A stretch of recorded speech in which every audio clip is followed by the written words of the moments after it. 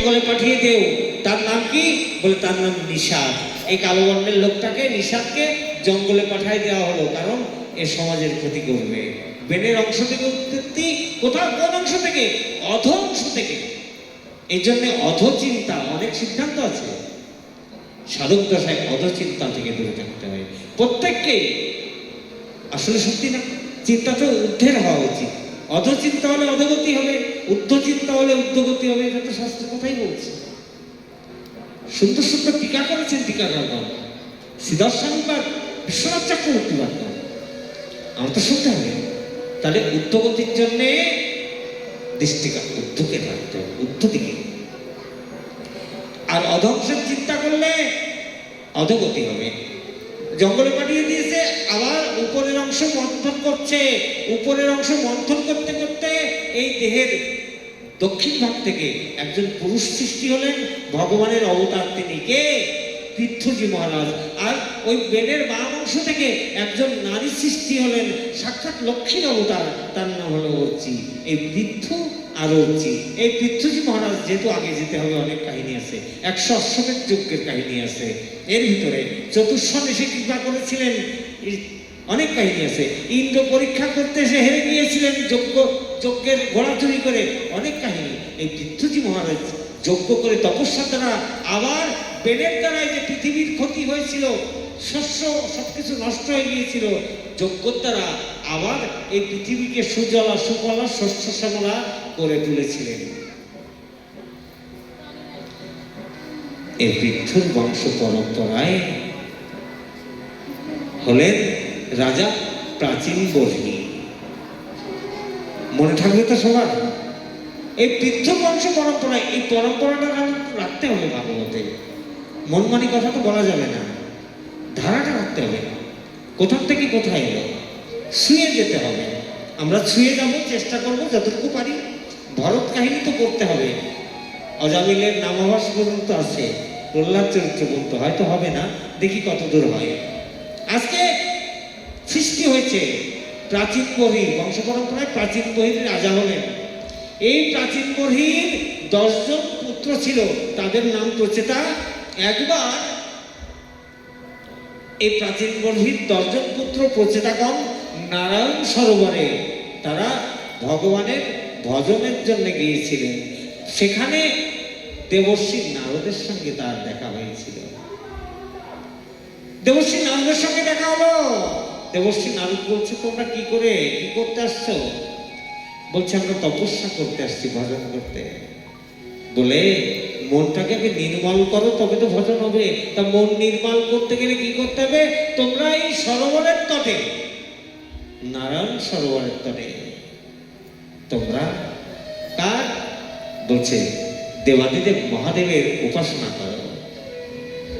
হ্যাঁ, যদি কিনা মহাদেব প্রসন্ন হয়ে যান, তাহলে তোমাদের সবকিছু সার্থক হবে। এই প্রচেতাগণ তপস্যা করছে নারায়ণ সরোবরের কাছে, এসে গিয়েছেন, তপস্যায় প্রসন্ন হয়েছেন ভগবান নারায়ণ। মহাদেব প্রকট হলেন তাদের সামনে। মহাদেব প্রকট হয়ে প্রণাম করেছে তারা। বলে, মহাদেব যদি প্রসন্ন হয়, ভগবান প্রসন্ন হতে বাকি নেই। শিব শব্দের অর্থ কল্যাণ, শিবরাম কল্যাণের হেতু। যাও, তোমরা ঘরে ফিরে যাও। একই প্রচেতাগণ ভাবছে, দেবাদিদেব মহাদেব প্রসন্ন হলেন, প্রকট হলেন, ঘরে যেতে বলছেন কেন? বলছে, ভজন করো, ভজন করে আস্তে আস্তে সংসারকে ছাড়বে। তার আগে নিজের ইন্দ্রিয় পরিতৃপ্ত করে নাও, যাও। পরবর্তী দেবর্ষি নারদ তাদেরকে আবার সন্ন্যাসী করে দিয়েছিলেন। 10,000 পুত্র হয়েছিল এই প্রাচীন বলে, তাদেরও বাবাজি বানিয়ে দিয়েছিলেন, তার নিজেই ত্যাগ করে। একদিন দেবর্ষি নারদ এসেছেন এই প্রাচীন বহির কাছে। প্রাচীন বহিকে বলছেন, রাজন, আপনি এই যে এত যজ্ঞ করলেন, এই যজ্ঞের ফলাফল কি? যজ্ঞ করলে কি হয়? বললে, যজ্ঞ করলে ভগবান প্রসন্ন হয়। বাহ, খুব উত্তম কথা। ভগবানকে প্রসন্ন করা যায়, সেটা ভালো, পূর্ণ হলো। যজ্ঞ করলে ভগবান প্রসন্ন হন, যজ্ঞ ভগবান। কিন্তু যজ্ঞ করতে গিয়ে যে পাপও করে ফেলছে। কি পাপ? বলে, যজ্ঞ করতে অকালে কত জীবের প্রাণ হানি ঘটিয়েছ। ওরা তো তোমাকে এই জন্য ঐশ্বরিক কাজের জন্য, কোনো যজ্ঞের জন্য, তাহলে বলি দেওয়া হতো না? বলি নিশ্চয়ই হতো। হ্যাঁ, যজ্ঞ করা হতো। বলি কেন? তাদের জীবনধারাকে যে পরিবর্তন করতে পারে। বলি শব্দের অর্থটা কি? পরিবর্তন করা, এরা বিসর্জন দিয়ে দেওয়া, নতুন জীবন দান করা। ঐশ্বরিক কাজের জন্য কোনো জীব মারার দরকার নেই, ওতে ক্ষতি হয়। তুমি ভুল করেছো, তাহলে কি করবো? সেই ভুলকে আসলে শুধরাবো কি করে? নারদ বললেন, দেখো তোমার যেমন পুণ্য করেছো, পাপও করে ফেলেছো। তাহলে পুণ্যের জন্য কোথায় যাবে? স্বর্গ যাবে। একসময় পুণ্য ক্ষয় হবে। পুণ্য ক্ষয় হলে কি হবে? আবার ছিন্নে পুণ্যে মত্ত লোকে বিসন্তি। পুণ্য ক্ষয় হবে, আবার ছিঁড়ে পুড়ে একেবারে সেই ধপাস করে পড়ে যাবে। তাহলে কি করা যায়? বাঁচবো, বাঁচার উপায়। দেবশ্রী নারদ আজকে প্রাচীন বলিকে সুন্দর একটা উপাখ্যান শোনালেন। ভাগবতের এই উপাখ্যানটা সবাইকে শুনতে হয়। এই উপাখ্যানটা ব্যাখ্যা করতে গেলে 1 ঘন্টা নিচে হবে না। আমরা চেষ্টা করব, সংক্ষেপে বলে যাই, বোঝানোর চেষ্টা করব। উপাখ্যানটির নাম পুরঞ্জন উপাখ্যান। 2 বন্ধু ছিল, পুরঞ্জন আর অভিজ্ঞাত। শ্রী গুরুদেবের পদপদ্ম আশ্রয় করছে। গুরুদেব বলছে, আগের দিনে গুরুদেব কি করতো? শিষ্যকে পরীক্ষা করত, কত সহ্য করতে পারতো। বলতো, যাও পরিব্রাজক হও। যতক্ষণ সাধু পরিব্রাজক না হবে ততক্ষণ প্রকৃত সাধু হতে পারবে না। 12 জায়গায় ধাক্কা খাবে, 12 আশ্রমের লাঠি খাবে। সাধু সহজ না, সাধু কতটা সহজ না। 12 সাধু লাঠি খাবে। বিভিন্ন মন্দিরে গিয়ে বড় মহাত্মার লাঠি খাওয়া মানে পাপ খণ্ডন হয়ে যাও। বড় বড় সাধু মহাত্মারা লাঠি দেবেন, গালাগালি দেবেন, তবেই তো পাপ ক্ষয় হবে। তাই বলতেন, যাও ঘুরে আসো, বিভিন্ন মঠ মন্দিরে থাকবে, পরিত্রাজক হতে হয়। 2 বন্ধু বেরিয়েছে গুরুদেবের নির্দেশে। বড় বন্ধু, এক বন্ধু পুরঞ্জন, এক বন্ধু অভিজ্ঞাত। অভিজ্ঞাত খুব বুদ্ধিমান, আর পুরঞ্জন তার বুদ্ধিটা সূক্ষ্ম হয়নি। পুরঞ্জন শব্দের অর্থ যার মনটা বিভিন্ন পুরীতে ভ্রমণ করতেছে, তো করতেই আছে, অর্থাৎ জীবাত্মা। জীবাত্মাই তো বিভিন্ন পুরীতে, অর্থাৎ 84 লক্ষ জনিতে তার কর্মের দ্বারা প্রবর্তিত হয়, ঘুরতে থাকে। আর অভিজ্ঞাতকে, অভিজ্ঞাত হলেন যিনি সর্ব অভিজ্ঞ, পরতত্ত্ব পরব্রহ্ম। আজকে ভগবান ভক্ত বেরিয়েছে, ভক্তর নিষ্ঠা হয়নি। কথার কথা উপাখ্যান দিয়ে এটাই বুঝিয়ে দিলেন, ভগবান জীবাত্মা পরমাত্মা একসঙ্গে ছিলেন। জীবাত্মা অভিজ্ঞাত, পরমাত্মা ও জীবাত্মা পুরঞ্জন, অভিজ্ঞাত হলেন পরমাত্মা।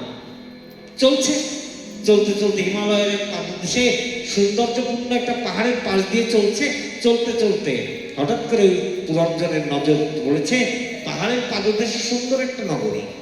এত মনোরম নগরী দেখে পুরঞ্জনের কি হয়েছে? আসক্তি জমেছে। এত সুন্দর কৃত্রিম বস্তু যা বিনাশী, তার দিকে মোহিত হয়েছে। আরে আরে, সুন্দর মহল দেখা যায়, চলো না। অভিজ্ঞাত বললেন, না, গুরুদেব বলেছে এসবের দিকে যেতে নেই, চলো আর চলতেই থাকো। না না, আমি দেখবো, চলো। বলে, যাইও না। চলে গিয়েছে, মানল না। গিয়েছে নিচে, সেই কোথায়? পুরীর কাছে গিয়েছে। পুরীর কাছে গিয়ে পুরীর শোভা দেখে আরো আকৃষ্ট হয়ে গেল। এমন ভাবে আকৃষ্ট হয়েছে, মোহিত হয়ে গেল। পুরীর ভিতরে কি আছে তাই দেখি। অভিজ্ঞাত বলছে, যাস না বন্ধু। বলে, না না। অভিজ্ঞাত বুঝতে পারল, ছাড়া হয়ে গেল। আমার কাছ থেকে আবার জীবাত্মা দূরে চলে যাবে, আমার কাছ থেকে সরে যাওয়া মানে বারবার ঘোরা। কিন্তু ভগবান তো পরতত্ত্ব পরব্রহ্ম, সৃষ্টির সবাইকে আবার কাছে নেবেন। কেউ ঘুরে যাবে, উনি হাল ছাড়েন না। আমাদের বোঝার ভুল। উনি সদা সর্বদা সচ্চিদানন্দ ভাঙ্গঘন বিগ্রহ। অহমেবাসমেবাগ্রেন্নাজ্জৎসদসৎপরম। সৃষ্টির আগ থেকে সৃষ্টির পর্যন্ত যা কিছু সব ভগবান। তিনি অপেক্ষা আছেন। মানল না, চলে গিয়েছে। আস্তে আস্তে পুরীর দিকে গিয়েছে। পুরীর কাছে যখন গিয়েছে, পুরীর সৌন্দর্য দেখে মোহিত হয়েছে। পুরীর ভিতরে প্রবেশ করবে এখন। পুরঞ্জন পুরীটা কি? ওই যে পুরীটা দেখেছে, এই পুরীটা মায়াপুরী। আরে পুরঞ্জন জীবাত্মা বারবার বিভিন্ন পুরীতে ঘুরছে, এবারও ঢুকে গেল অভিজ্ঞাতকে ছেড়ে দিয়ে, পরমাত্মাকে ছেড়ে দিয়ে। এই পুরীর 9টা দ্বার, 9টা দ্বার পার হয়েছে আস্তে আস্তে। শেষে গিয়ে দেখে পঞ্চফণ বিশিষ্ট একটা সাপ সুস্থভ হয়ে মুখে দাঁড়িয়ে আছে, যেতে পারছে না, আটকে গিয়েছে, অপেক্ষা করছে পুরীতে আমাকে যেতেই হবে, কিন্তু ওই সাপের ভয় করছে না। এমন মানে সে ধরেছে মায়া এবং আসক্তিতে। ওই যে ইন্দ্রিয়গুলো পঞ্চফণ বিশিষ্ট সাপ, এই পঞ্চ ইন্দ্রিয় সুস্থ হয়ে আছে, কিন্তু সেই ইন্দ্রিয়গুলোর অতীত হয়ে একসময় এই সাপটা যখনই মাথা ঘুরিয়েছে পুরীর ভিতর প্রবেশ করেছে। আর পুরীতে প্রবেশ করলো মানে এই পুরঞ্জন পুরী, মানে এই পুরীটার নাম পুরঞ্জন পুরী। পুরীতে যখন গিয়েছে আরো পুরীর ভিতরে সৌন্দর্য দেখে আরো মোহিত হয়ে গেছে। জাগতিক সৌন্দর্যে কিন্তু জীবাত্মার পতন ঘটে। জাগতিক সৌন্দর্য, মোহনীয়তা, অর্থ সম্পদ সাধুকে বিগড়ে দিতে পারে। এই জন্যে সাধককে একান্তে থাকতে হয়, একান্তে থাকতে হয়। কখন পাপ পিছলে যাবে কেউ জানে না। রাধে রাধে।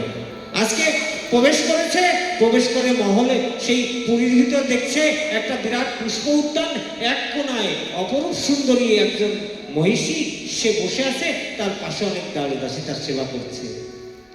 ওই মহিষীকে দেখে আরো মোহিত হয়ে গিয়েছে। একসময় চলে গিয়েছে মহিষীর কাছে, তার নিজের মনের কথা বলে দিল।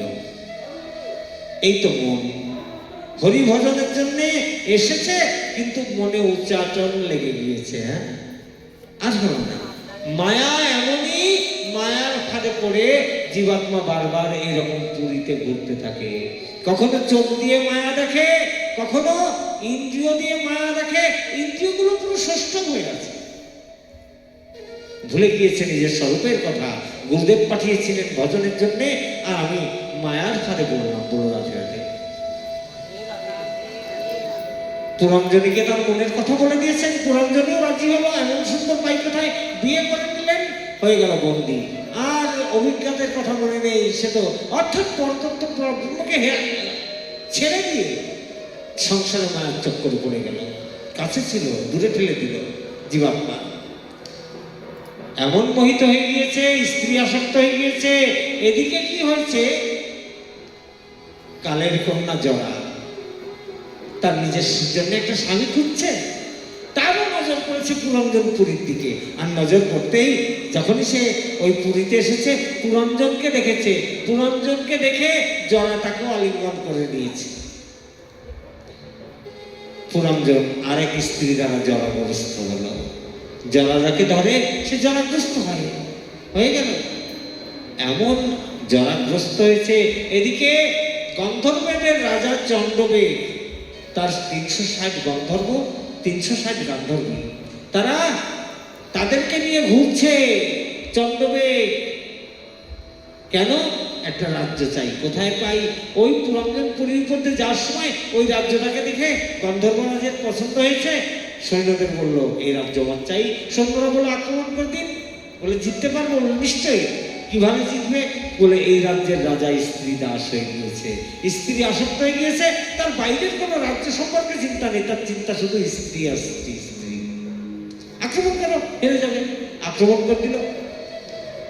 সৈন্যরা গিয়ে পুরঞ্জনকে বলছে কি ব্যাপার? হ্যাঁ, চন্দ্রবেগ আক্রমণ করেছে, তার সৈন্যরা বলছে তোমরা সামলাও। বলে আপনি যাবেন না? বলে আমি গেলে পুরঞ্জনীকে দেখবে কে? হয়ে গেল। হ্যাঁ, পুরঞ্জনী সেই মায়া, পুরঞ্জন পুরী, এটাকে মায়াপুরী। আর ওই 9টা দ্বার দিয়ে ঢুকেছে জীবাত্মা। হ্যাঁ, আমাদেরও 9টা দ্বার আছে। হ্যাঁ, চক্ষু, কর্ণ, নাসিকা, জিহ্বা, ত্বক, হ্যাঁ, উদর, উপস্থ, পায়ু, 9টি দ্বার সবসময় চলছে। আর আমাদের ইন্দ্রিয়গুলো নিষ্ক্রিয় হয়ে গিয়েছে, তাই প্রবেশ করে গেল, মায়ার ফাঁদে পড়ে গেল, বন্দি বানিয়ে দিল। বন্দি বানিয়ে নিয়ে আসছে। এখন মৃত্যুদণ্ড দেবে পুরঞ্জনকে। মৃত্যু তো হবে, মৃত্যুর আগে সে তো ভগবানকে রাখে সবাই। মৃত্যুর আগে একটাই চিন্তা তার, আমার তো মৃত্যু হয়েই যাবে, কিন্তু আমার মৃত্যুর পরে পুরঞ্জনীকে কে দেখবে? মৃত্যু আসে কিন্তু আসক্তি ছাড়ছে না, পুরঞ্জনীকে কে দেখবে? এই আমাদের গতি হয়। কেন ভজন করতে হয়? মায়া থেকে দূরে থাকতে হয়। মায়ার চিন্তা করতে করতে ছেলে কি খাবে, মেয়ে কি খাবে, বাড়িকে দেখবে, ঘর দেখবে কে, এটাই হয়ে যায়।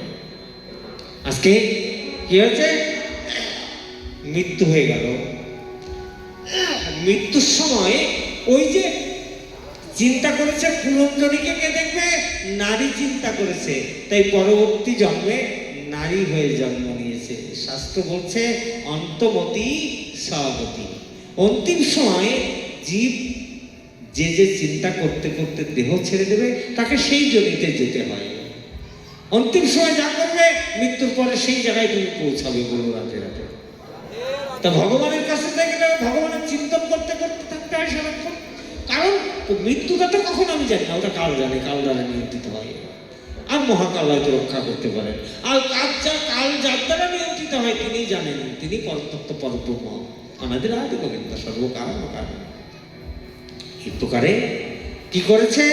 আজকে এই পুরঞ্জন পরবর্তী জন্মে নারী হয়ে কেন? অন্তিম সময় এটাই জীবের চিন্তার ফসল। অনেক আছে, অনেকের অনেক রকম কথা। কারণ আমার চিন্তাই আমার সব, আর আমার চিন্তা চিন্তনের কারণের জন্যই আমার গতি ঊর্ধ্ব বা অধ হতে পারে। মলয়ধ্বজ নামক এক রাজার সঙ্গে আবার বিয়ে হয়েছে নারী রূপী পুরঞ্জনের। পুরুষ ছিল, নারী হয়ে গিয়েছে। দাদার সঙ্গে বিয়ে হয়েছে, রাজা অল্প বয়সে মারা গেলেন, তাকে আগুনে দাহন করা হচ্ছে।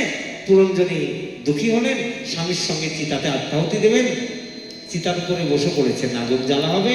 দূর থেকে কিন্তু দেখে ফেলেছে ওই সেই অভিজ্ঞা, সে অপেক্ষায় আছে পরতত্ত্ব পরব্রহ্ম।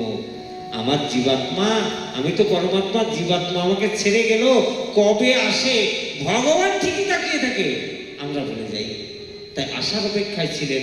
বলছে দেখেছেন, অভিজ্ঞা দেখলেন, আগে বন্ধু ছিল, পুরুষ ছিল, আর তার নিজের কর্মের কারণে নারী হয়ে এখন দেহটাই ছাড়তে হচ্ছে।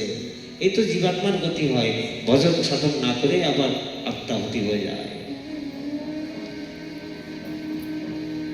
দৌড়ে এসে আগুন জ্বালিয়ে দিচ্ছে, অভিজ্ঞা হাত ধরে নামিয়ে নিয়েছে সেই মহিষীর। কে কে তুমি? কি করছো? আমার হাত কেন ধরলে? বলছে তুমি আমাকে চিনবে না, আমি তোমার বন্ধু অভিজ্ঞা, আর তুমি আমার বন্ধু ছিলে পূর্বজন্মে পুরঞ্জন। মায়ার ফাঁদে পড়ে গিয়ে মায়ার সঙ্গ করতে করতে তুমি নারী দেহ প্রাপ্ত হয়ে গেছো, নিজের স্বরূপকে ভুলে গিয়েছো। তুমি ভাগবত ভজনে এসেছিলে, তা তোমার মনেই নেই। আর একবার মনে করিয়ে দিই। সব জানিয়ে দিলেন পুরঞ্জন। আজকে পুরঞ্জন অভিজ্ঞাত রূপী গুরুর কাছে আবার নিজের স্বরূপ প্রাপ্ত করে আবার ভজনে গেলেন। আমাদের জীবনে এমনই হয়। তা অভিজ্ঞাত কে?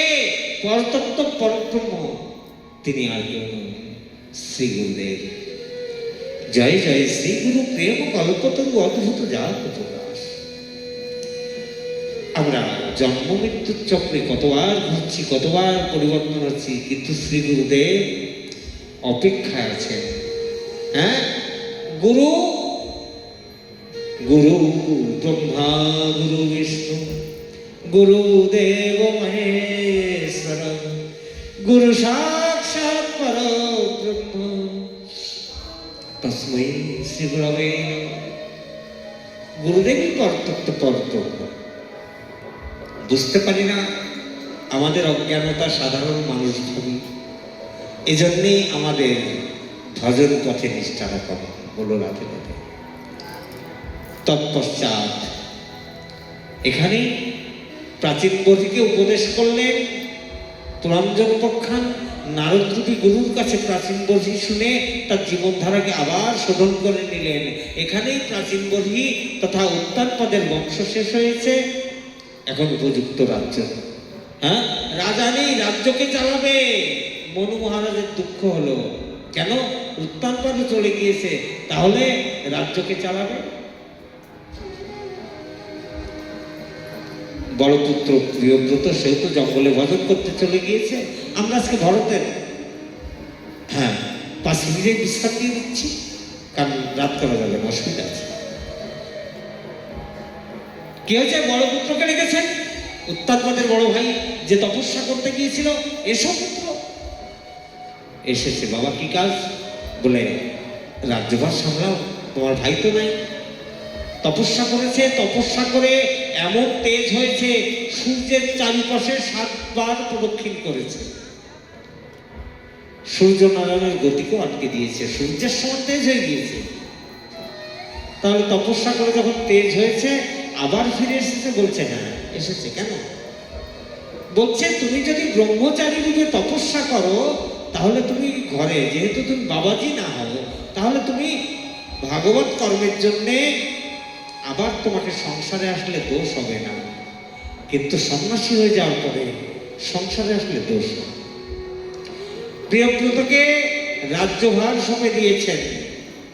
প্রিয়ব্রত তিনি কি করেছেন?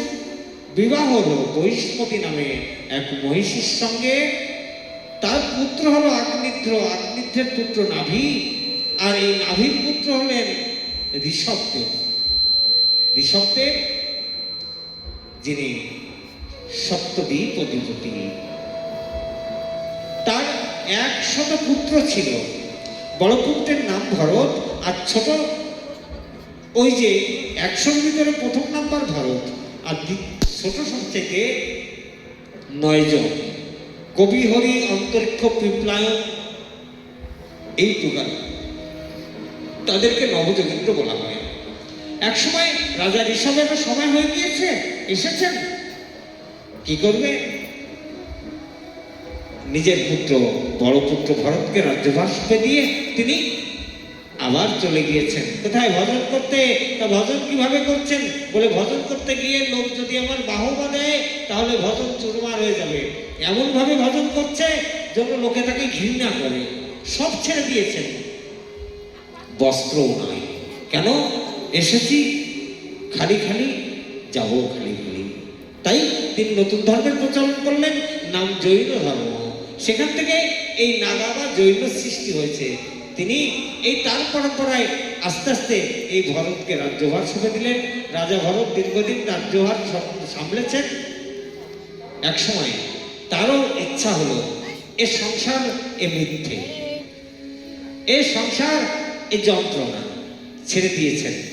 নিজের পুত্রের উপর রাজ্যভার ছেড়ে দিয়ে তিনি চলে গিয়েছেন রাজাভার তপস্যা করতে। কোথায়? সেই নেপালে গণ্ডকী তটে, যেটাকে বলা হয় তপোবন। তপস্যা করছেন।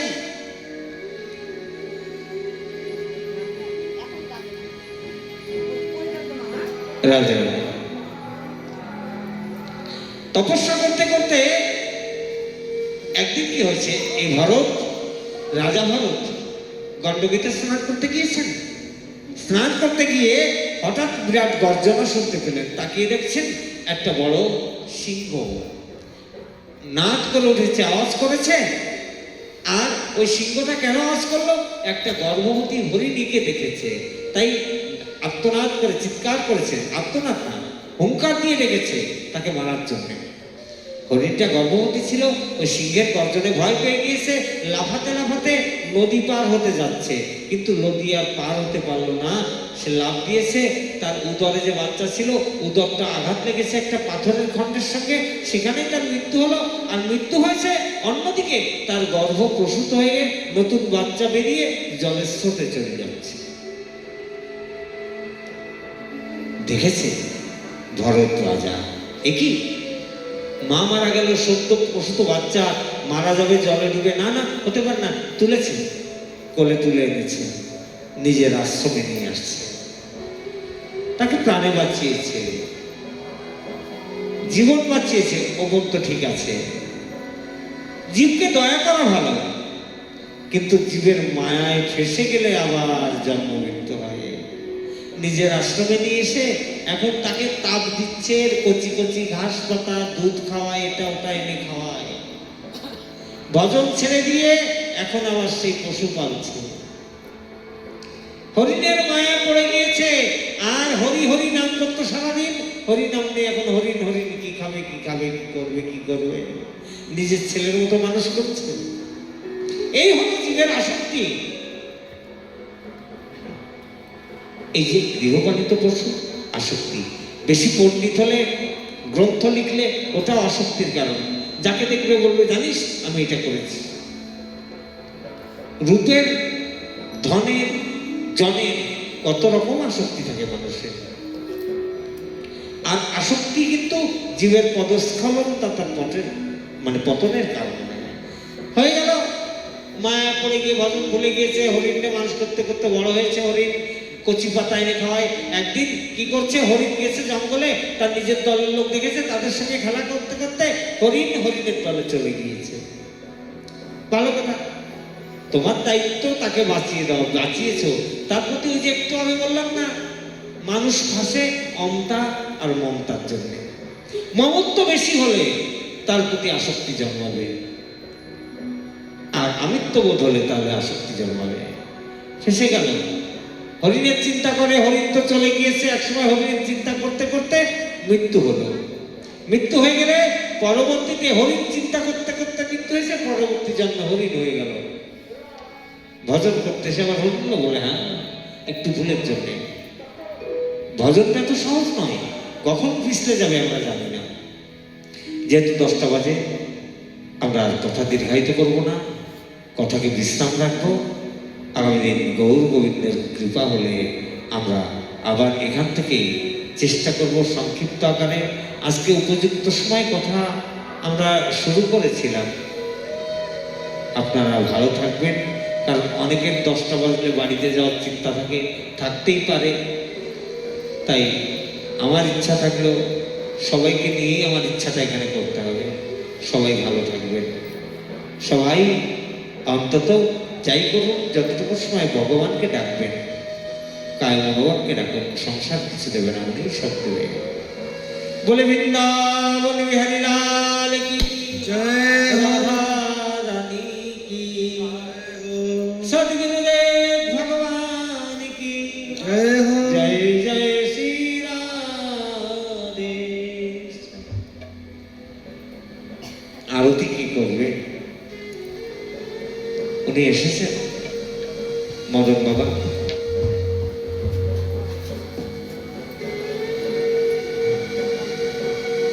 উনি এসেছেন শ্রী রাধা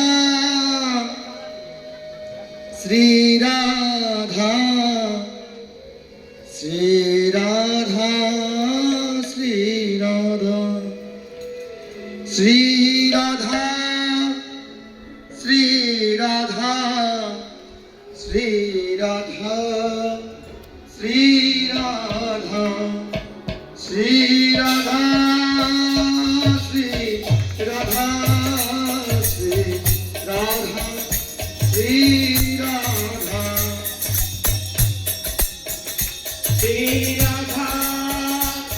শ্রী রাধা बोल रास बिहारी लाल की श्री राधा श्री राधा श्री राधा श्री राधा सबला संगे हरि बोल सब ताली सेवा करबे श्री राधा श्री राधा श्री राधा श्री राधा श्री राधा हरि बोल श्री राधा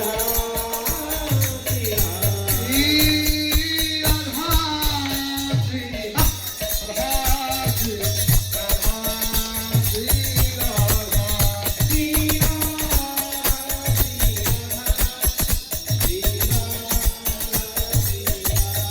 श्री राधा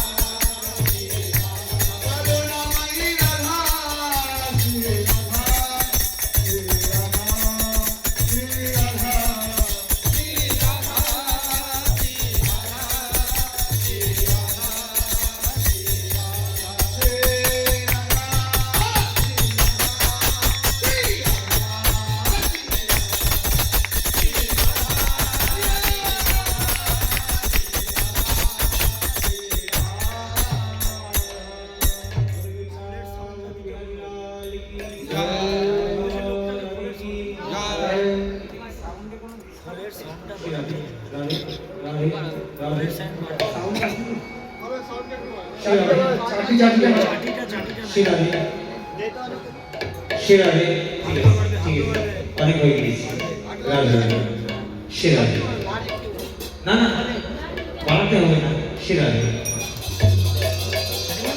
হে गिरधारी तेरी आरती गाऊं हे गिरिधारी तेरी आरती गाऊं बाके बिहारी तेरी आरती गाऊं बाके बिहारी तेरी आरती गाऊं रे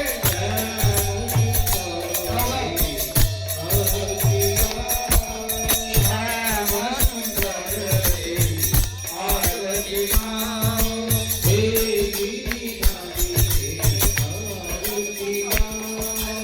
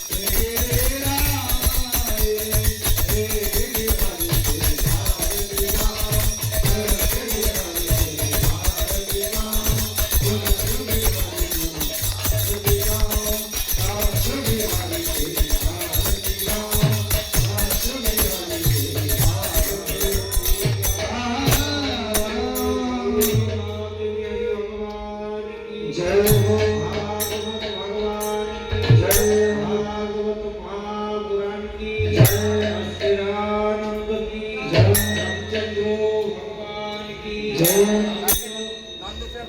আগত সকল সন্ত বৈষ্ণব ভক্ত কি এলাকাবাসী দেশবাসী কি ভাগবত কথা কি আজকের আনন্দ কি আপন আপন গুরু গোবিন্দ কি জয় জয় শ্রী রাধে হৃদয় গৌর হরি বল। আমরা আজ তৃতীয় দিবসে দেখে না তো কেন দাও